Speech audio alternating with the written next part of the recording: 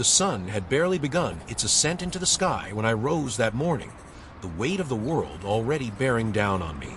The first light that filtered through the heavy curtains in the Oval Office did little to soften the anxiety that had lodged itself deep within my chest. The days ahead would be crucial, and the decisions I faced were becoming more daunting by the hour. I had learned early in my presidency that every moment, every action, carried with it the potential for history to turn, one way or the other. But today was different. There was something in the air, something unsettling that I couldn't shake. By mid-morning, the usual flurry of activity had taken hold. Ted Sorensen arrived with the first of many briefings, papers and reports stacked neatly under his arm. Yet even his sharp, composed demeanor did little to ease the unease I was feeling. "Mr. President," he said, his voice steady but tinged with an unfamiliar sense of urgency, "we have an unexpected visitor, a man from the highest levels of government. He's requested a private audience." "Who is it, Ted?" I asked, my interest piqued despite myself.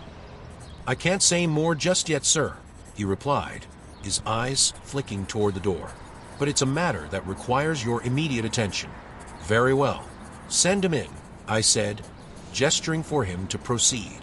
A few moments later, the door to the Oval Office opened, and in walked a man whose presence was impossible to ignore. Allen Dulles, the former director of the CIA, a man whose sharp intellect had been both an asset and a burden during his tenure. The sharp lines of his face were softened only by the hint of a smile that he always wore when he found himself in moments of private conversation. "Jack," he greeted me, his voice low and deliberate, as if each word were carefully chosen for its weight. "I hope you don't mind a sudden intrusion, but this is something I felt could only be addressed face to face." I motioned for him to take a seat across from me, my eyes narrowing as I studied him. Dulles had been an influential figure during the Eisenhower administration, but now that he was no longer in his official capacity, his presence felt out of place. The air between us was thick with a mixture of formality and something more, something unspoken. "Is it about Laos?" I asked, though I already knew the answer. The situation in Southeast Asia was a powder keg, and it seemed that every corner of the world was ready to spark. Dulles gave me a brief, assessing glance, then leaned in, speaking in a near whisper. "It's more than that, Jack. It's about preserving American power, our standing in the world. The communists are advancing in every direction, and the clock is ticking. You know that the situation in Laos can't be allowed to spiral further. The risks are too great." His words hung in the air, as if the entire world was teetering on the edge of a cliff. He continued, outlining the covert operations he had been overseeing, all with the goal of solidifying American influence in Laos before the communists gained a foothold. But as he spoke, something in his tone struck me as cold, almost detached. This wasn't about diplomacy. This wasn't about careful maneuvering. This was about force, about action, and it was clear that Dulles had made his decision long before arriving at the White House. "Are you asking me to launch military action, Allen?" I asked, my voice calm but sharp. He met my gaze unflinchingly.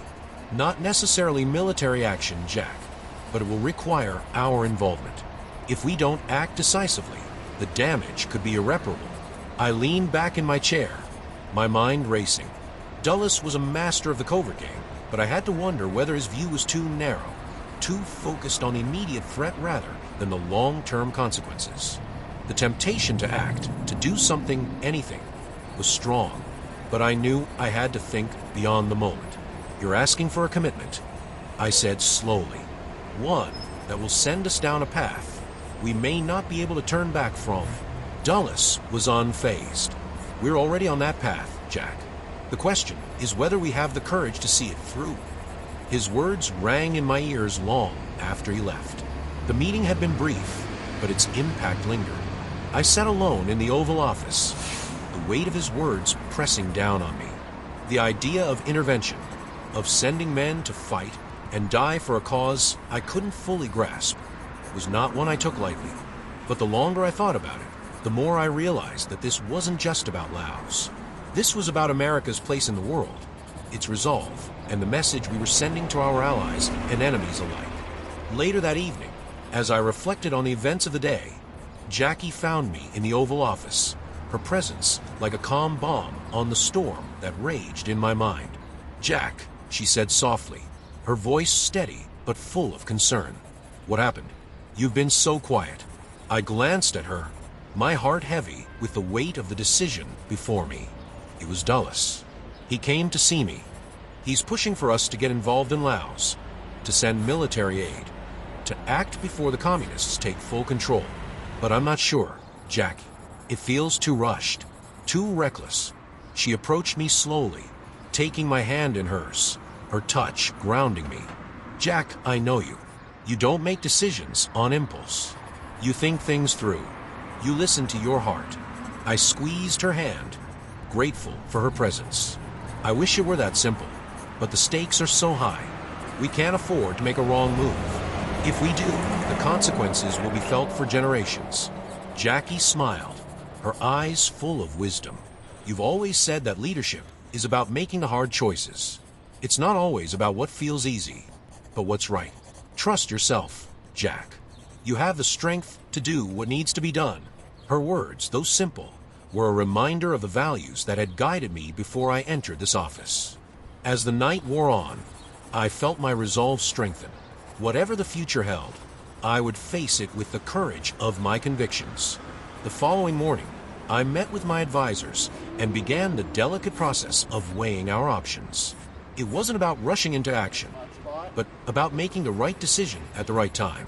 Dulles's meeting had been a stark reminder of the difficult terrain we were navigating, but I couldn't let fear or pressure cloud my judgment.